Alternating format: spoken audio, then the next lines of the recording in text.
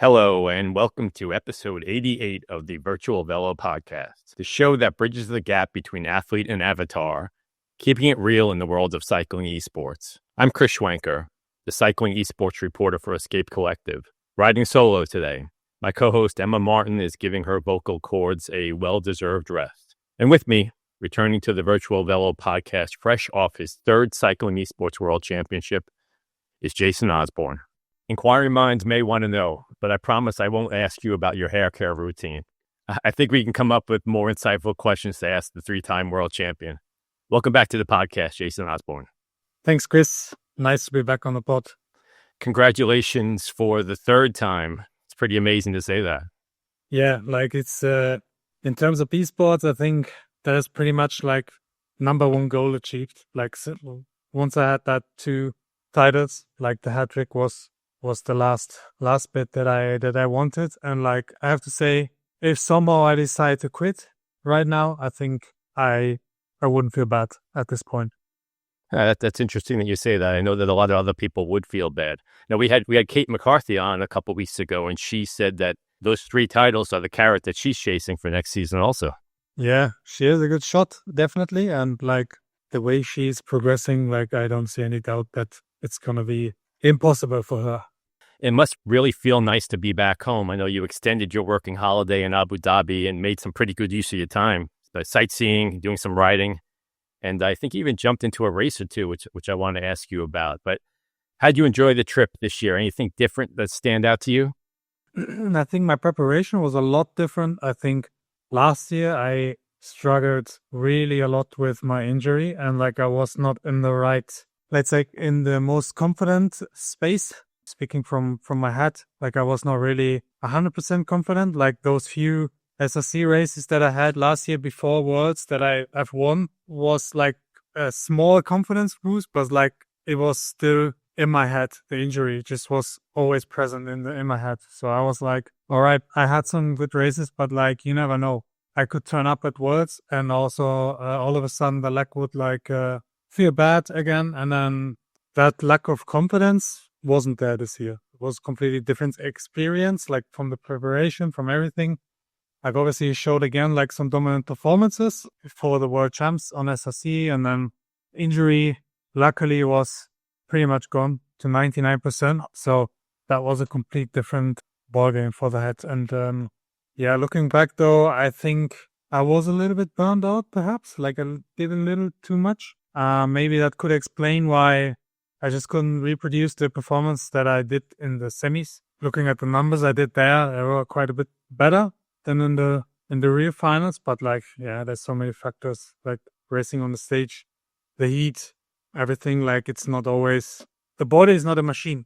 You are not the same every day. Things like that can happen, and you just have to try to cope with that and make the best out of your current situation.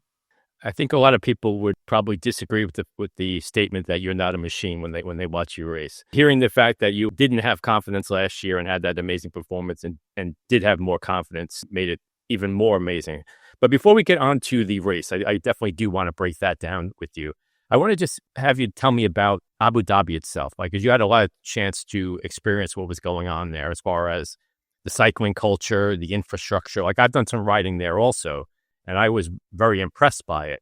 And also the grassroots racing scene, because I know that you did some racing as well. First of all, the UAE, I'm loving it there. I absolutely enjoyed the holiday that I spent there after the Worlds. And I was even thinking about maybe moving there for just a while, just to see. Maybe do half year there, half year in Europe, but then spend the winter there because it's pretty nice weather. But in terms of our overall experience, it was even crazier than last year. The Space 42 arena. I mean, everything was a bit bigger even than last year. And no doubt, Marouche did an absolutely amazing job. Hats off to them. In terms of professionalism, how they designed the stage and everything and made it accessible for viewers and everything. It's on point. I couldn't think of a better way. It's absolute professionalism. Yeah, and then just talking about the race that, I said, was professional. And then afterwards, I got spent some time actually not in Abu Dhabi, I was in Dubai. We have like a few friends there. I feel like there's more friends that ride the bike there that we know. So felt like Dubai was a bit of a better place to spend the holiday. So we went there and had an amazing 10 days with an all-inclusive hotel. Didn't need to worry about food or anything. Just wake up, go to breakfast, go to the beach, maybe do some riding here and there. We did like a mountain bike race on the equivalent to the DXB course. That's like the course that like most people in Dubai train on. It's like an 8-kilometer circuit. Yeah, you got some skyline views, but like they did a kind of a replica to that, but in an off-road style. So like it's an off-road track and like the loop is like 11K, the longest one. The mountain bike race was on that track and you did 2 loops of those 11-kilometer, the 11-kilometer track. You did 2 loops and then was only a club race. But it was for a good friend of mine. He's like organizing the club team. And I was like, all right, let's register for your club team and maybe get a win for your team. And I think they were happy. We were happy. It was a nice experience. And I think like if I had only stayed at the beach, I think I'm a kind of person I can't just... after a few days, I need to get active again. Yeah, I know exactly what you're saying. And of course, you did get that win for your friend. Yeah, as well as Kate as well. So. Yeah, Kate did also. Good for you guys, yeah. Mission accomplished. We're actually going back in January as well. So there's Al Salam race. They have a road race and a mountain bike race. And the road race is pretty big. Like it's the biggest road race there in the UAE actually. And the Al Salam is pretty much hardly contested because all the World Tour teams are there. Like UAE is there and like it's a sprint, so it's not really hilly, climby. So, but then good friend of mine, Yanis, he told me there's actually also a mountain bike race, the Al Salam mountain bike version, and so I get to do that in January and looking forward to that. Like also for Team Airworks is the main team, so it's gonna be a cool experience. Pretty neat. You know, I've done some research into the grassroots racing that's there. It's a pretty vibrant scene. And, you know, they're building some mountains, so the mountain bike course might be a little bit more difficult than it has been in the past. Now you and Kate are back home, and I've been curious to ask you this question about what life is like for you now, right? What is life like for a cycling esports specific athlete? First of all, you could seemingly settle anywhere in the world, right? As long as you had Wi-Fi and the things that you needed. Where have you settled and why did you choose that place? Well, like at the moment, I'm traveling a bit like in between Spain and Germany, like with my residency being in Germany. So I have to be a bit cautious, like how many days a year I spend here in Spain. But in general, like when the weather is bad in Germany, I'm here. Honestly, like you said, you can live anywhere in the world. I've been like, after coming back from the UAE, I was like really thinking, maybe give it a try. I was talking to Kate and she said, yeah, we could give it a try. I mean, like, why not? Like, especially if I want to combine like some outdoor racing in the UAE with the e-racing, which you can do from anywhere in the world. And the weather is good there all year round. So I could be a good opportunity for like maybe a while and or God knows how long, but for the future, maybe that's a thing. So are you in Girona? Is that where you are? Girona, yeah. So there are a lot of other road pros that are there. Do you see a lot of people riding outside? Do you jump into rides with them? Or is the culture such that you're perhaps with the World Tour guys, but really not? And if so, then they know you now. You're the 3-time world champion. How are you received? Yeah, like Girona is a nice town. It feels like a little bit like a student town, to be honest. And like you do see like pros almost every other day. However, like I think more and more pros are actually moving to Andorra now, which is like 1.5 hour drive from here.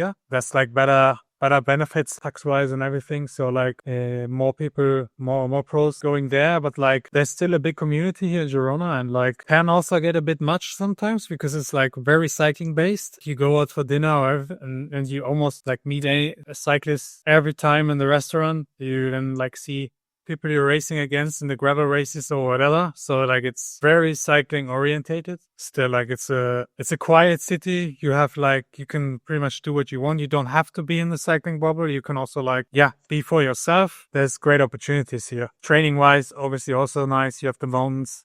However, like you do not have like the Pyrenees, like you don't have the big mountains, but like I still have like a 20-minute climb just around the house. So that's all you need. In speaking to you a number of times in the past, I always knew that there's something more than cycling for you. And it seems like that's the thing that you're there. There's culture. It's not always just training and eating and all these things. Just one last question on this topic, because I've been meaning to ask you this. Like, what is like a normal day for you? Like, you're a cycling esports athlete, right? So are you training indoors or training outdoors? Are you just training for half of the day and then kicking around? Or are you trying to get sponsors and activate for sponsors and that type of thing? It all comes in waves, and like I'm quite like in terms of sleep, like I need my sleep. So most days I sleep quite long, like until 9 a.m. maybe, and then get to train like around 12ish. But as I figured out, I'm not the only one. Like when Link was here, it was exactly the same. So whenever we trained together, it was like, yeah, when we're gonna meet, update 12 p.m. Fine. I like to get my sleep, and then whenever the weather is good, I train outdoors. And when the weather is shit, I train indoors, which is very rarely happening, luckily, here in Girona. So yeah, most of the times I'm outside. Then whenever there's like some stuff I need to figure out, like with sponsors or anything, then yeah, I make time for it. Just plan the training around that. Like you're pretty flexible as an e-cyclist as well. So that's a nice thing. What I found is that like it can also like really, yeah, this rhythm, this strict routine, because like everything is based around SRC. Your whole week is structured in a way that you perform on a Sunday. It can get pretty monotonous sometimes, and it's like a lot of the times it's the same. So been actually reflecting like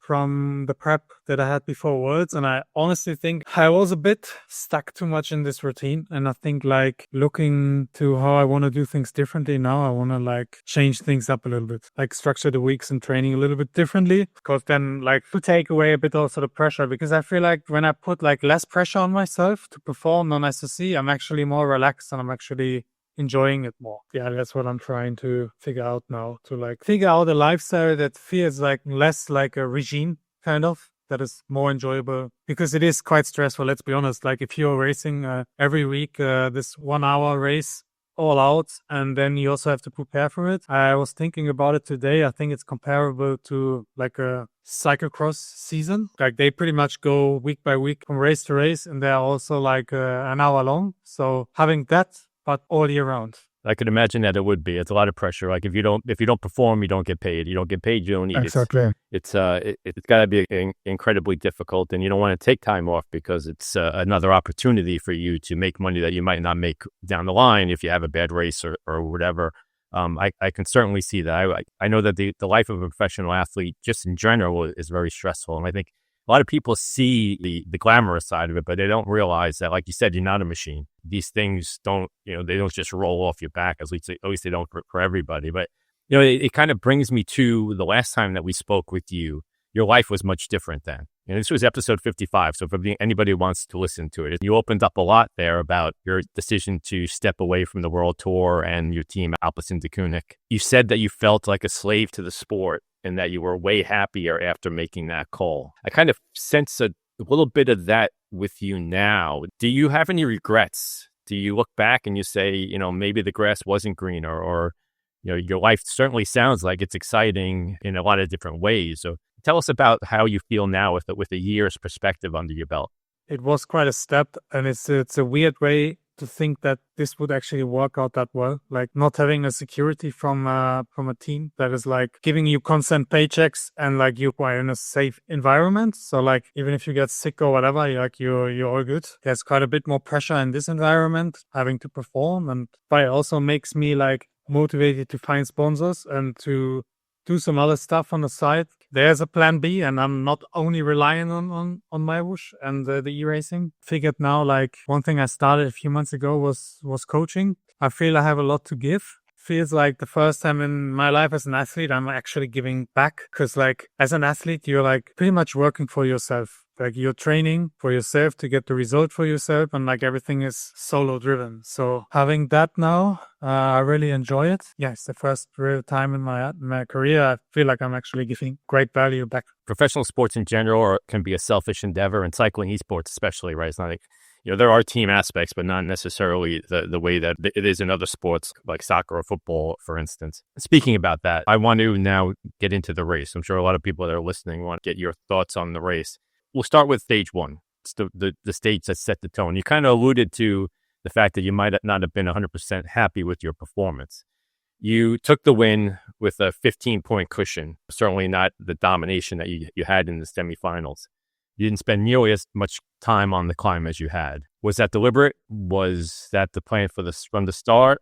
talking about the length of that I sustain in the effort, like I actually do believe they changed the course. Like I think there was a change to it because I can't believe doing 3 minutes less at the power that I did. Either it was the algorithm that they've changed from the chase line, that the chase line got.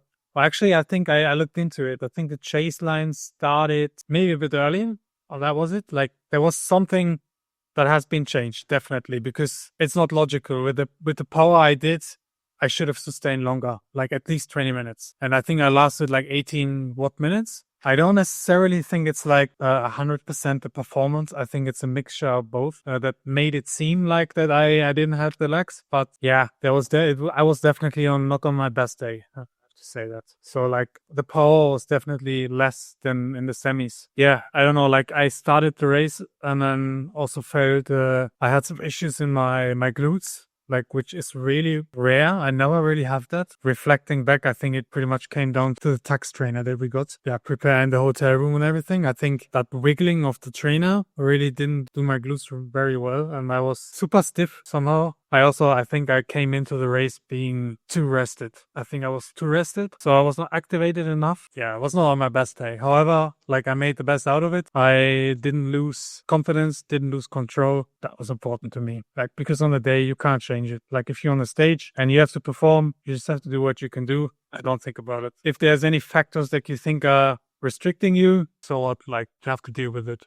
You had to deal with it also in stage 2 because things actually tightened up a little bit more. You finished second on stage, I believe, 6 points separating the top 4, and you briefly lost the overall lead to Pavel Skierski, I believe, at one point. Did that moment concern you at all? Yeah, like for the head, it was not easy, like throughout the whole race. Like the only real time where I could breathe up a little bit was like coming to stage 3. Like, but stage 2 was a tough ask as well. That one sprint on the KOM, I knew like there was kind of a switch, like when you don't have that buffer anymore with the points, my mind switched to, all right, you just have to fight for every point now. And you just cannot sit up and just be happy with second in the sprint. So that's why like on the KOM sprint, I really went all out and I was like not holding back to the line and I beat Skierski. I was like, okay, that was good. It may not be a biggest change in points. It was like 1 point difference between Skierski and me, but it was for my head because like I needed to be in that fighting mode again to like, yeah, to not sit up and fight for every point because I knew it's a tight game at that point of time. And then like when the climb came, I had my plan, obviously. I executed it. And then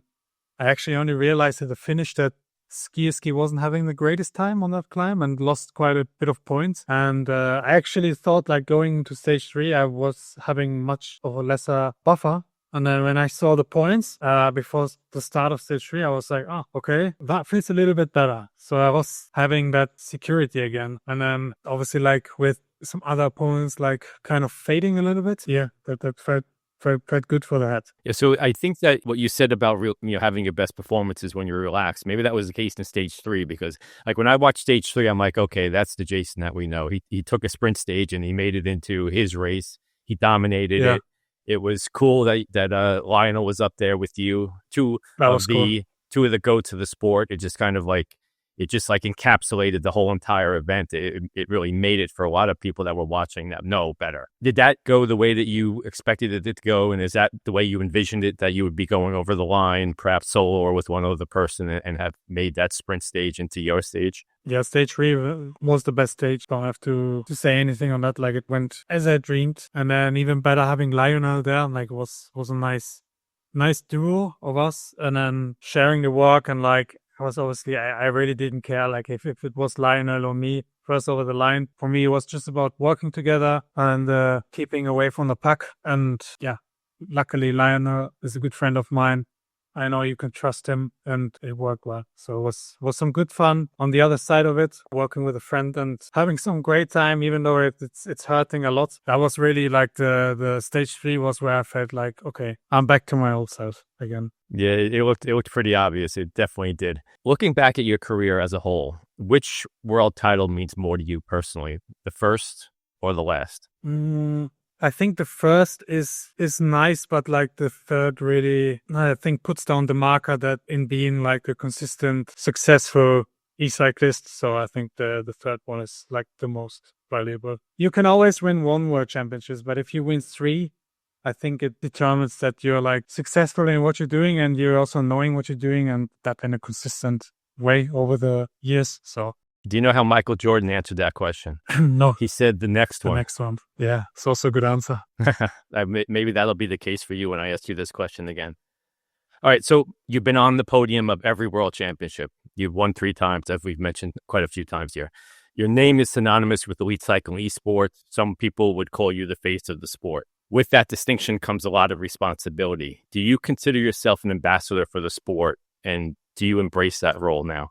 I do have to say, I think I can identify myself as like a role of esports, like having the role of like a representative with my success. Actually, last week I even got asked to be like a representative, like for esports. And I've been through the highs and lows in the sport. I think I've experienced a lot. I think I've seen the development over the years in the sport, also having some pretty good ideas on how to improve and how to become better and how to make the sport eventually bigger, because that's what we all want. Like, we want to have the publicity, and because we all know the more people participate and come onto the platforms, the better it is and the more you can make out of it. Like, speaking like esports in terms of gaming, everybody knows Fortnite, for example, and like I feel like this is the same that has to come in the mind of people. Like, they have to be familiar with the platform, and they have to it's very far ahead, I know, like, and Fortnite is like, it's also a different area. Like, esports is a physical activity. Like, you still have to sit on a bike and actually physically perform, where like on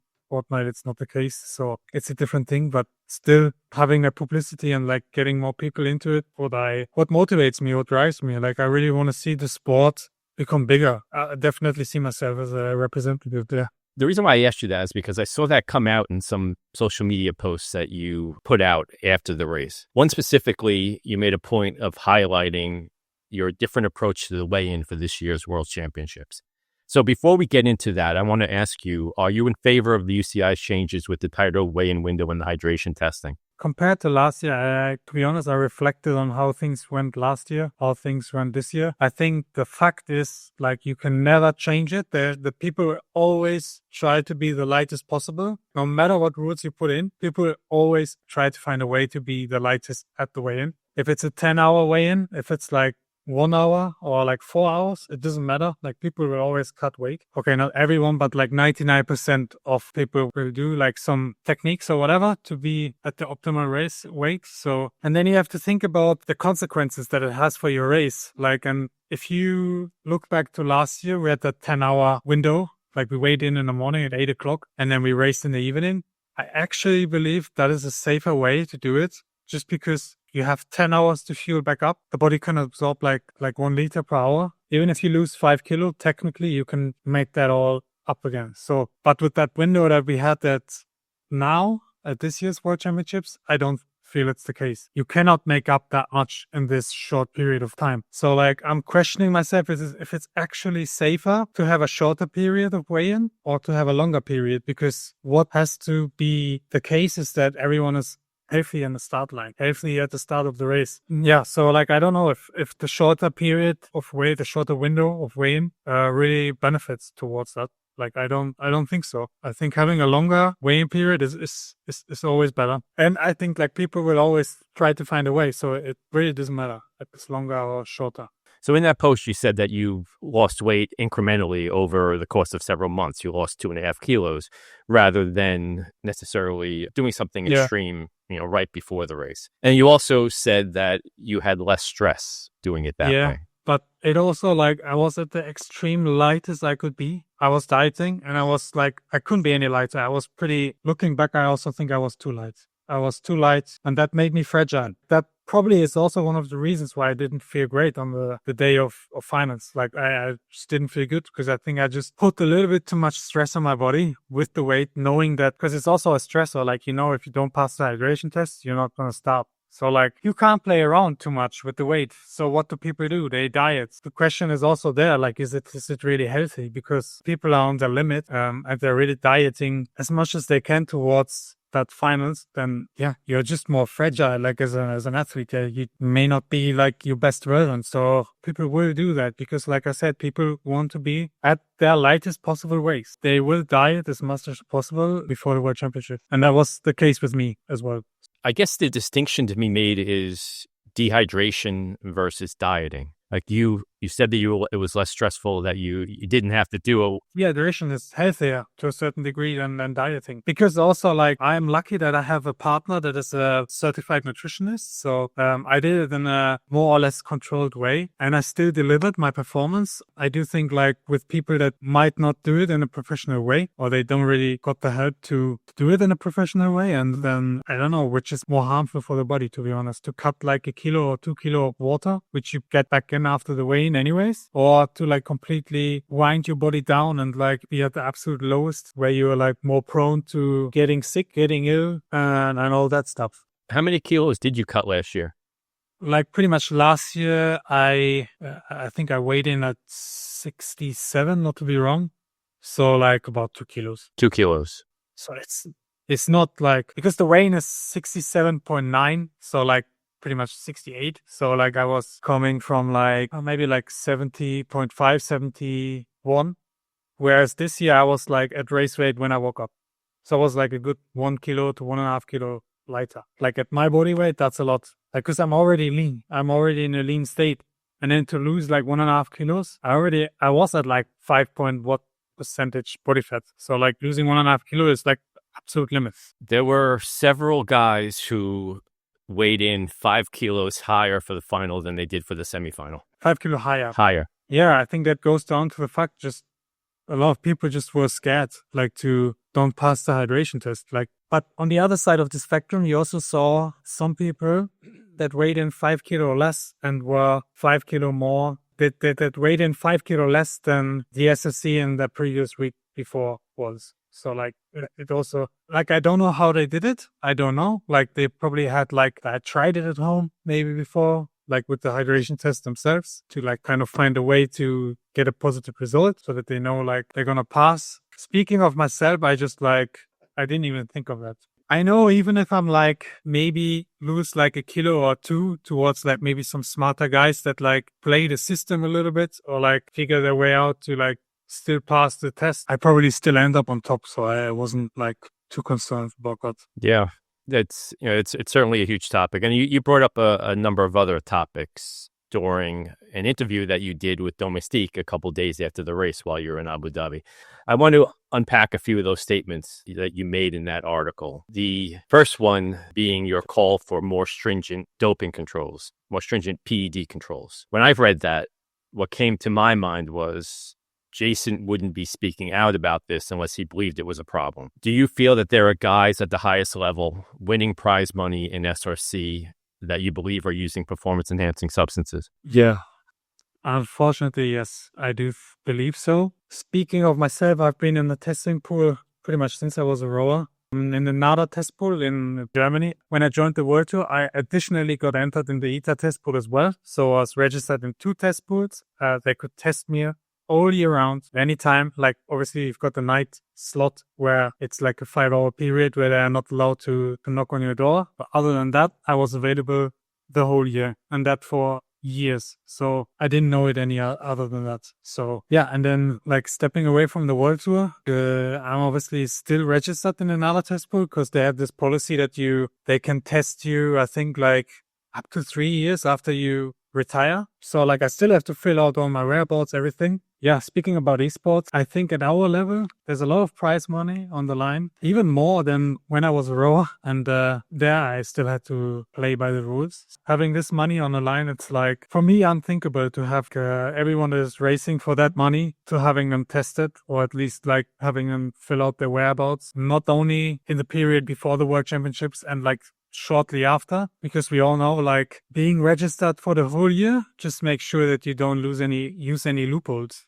Being registered in the test pool for a month prior to Worlds and then like maybe a month after, like it's like 3 months a year that like you get tested. And then the rest of the year, you can pretty much do whatever you want. There's like certainly like techniques that you could use in order to not get tested positive.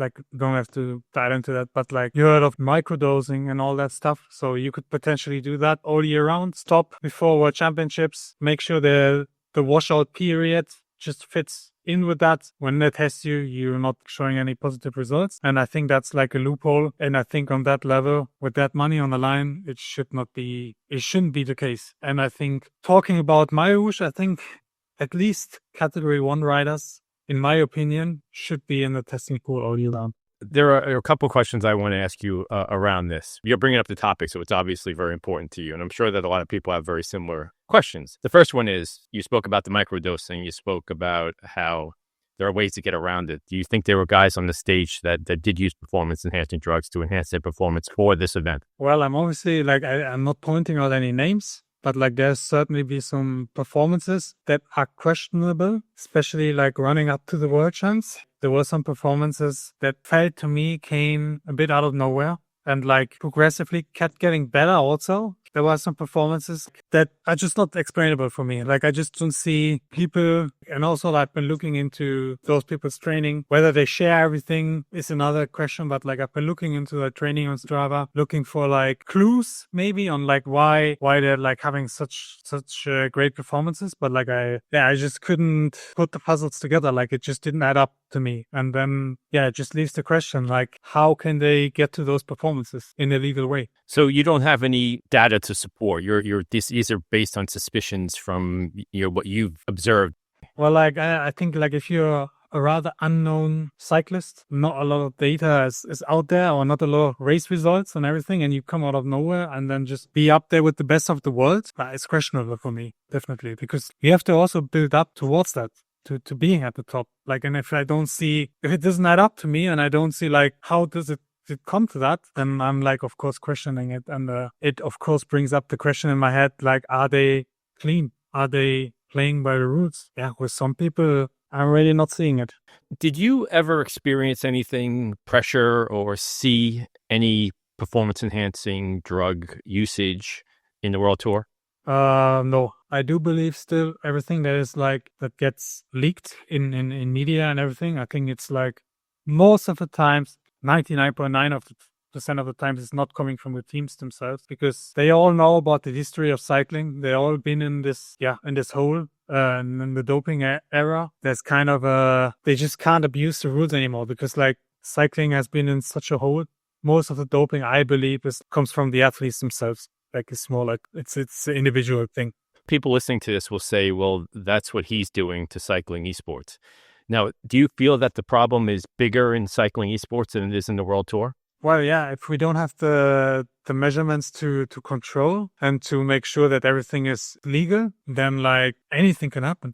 Anything. I'm not going to point out names, but we have seen people coming to the platform without any real results in the past, nothing. And then all of a sudden they're up there with Michael and me and almost beating us. And as long as we don't have the rules in place, sadly, you can see this repeating as a repeating pattern. In the real world, in road cycling, the infrastructure for doping controls are obviously extremely expensive, and they're shared amongst the event organizers, the UCI, and the teams. Cycling esports is just making its way. The UCI only has one event, and I assume that you were tested there. What is the solution to the problem? I think it's about priorities. I think clearly budget on that side is not the issue. I think they could bring up the budget for that if they wanted to. When you say they, who do you mean as they?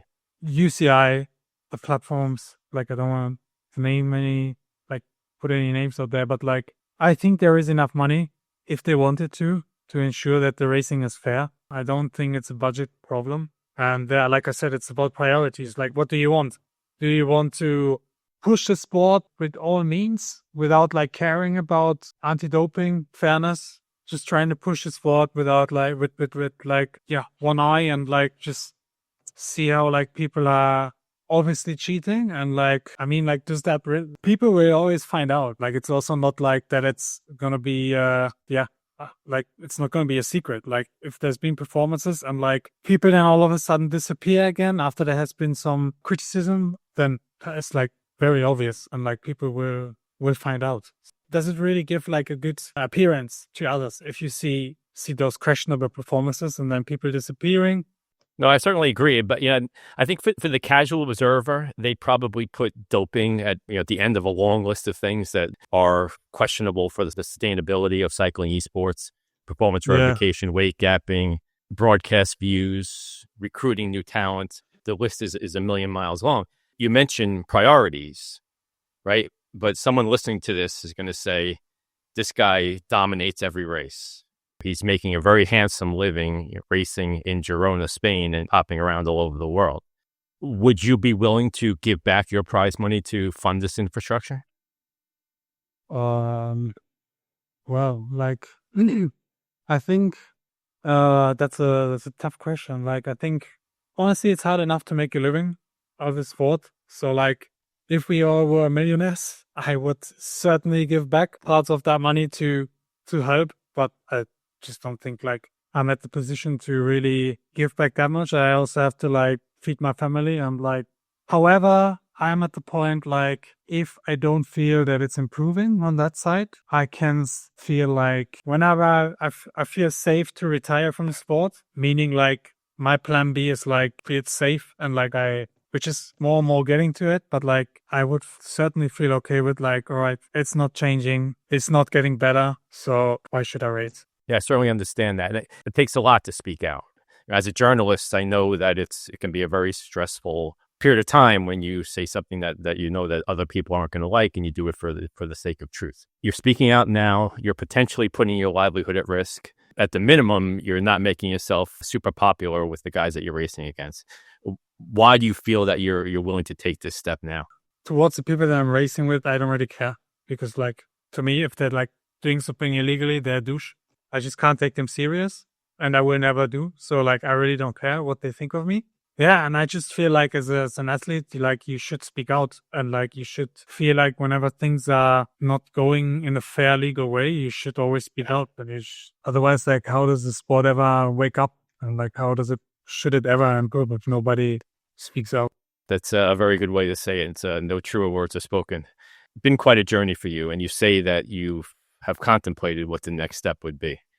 If this all went away tomorrow, if there was no money to be made in a Sunday Race Club this coming Sunday, no elite racing, no way to showcase your ability in cycling esports, what would you do? Well, I would definitely keep racing. I think I would.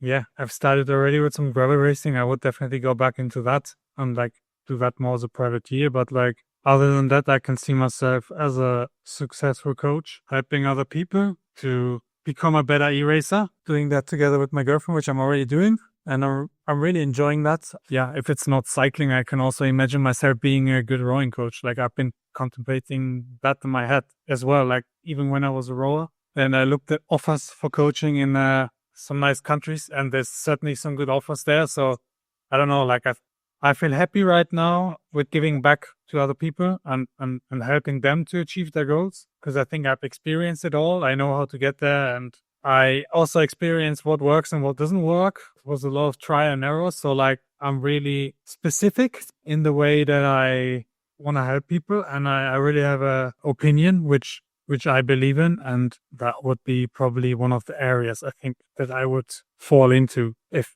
the esports would stall. I would have to think that there's a place for a 3-time world champion with an Olympic medal in another sport who's well spoken and notably has very good hair.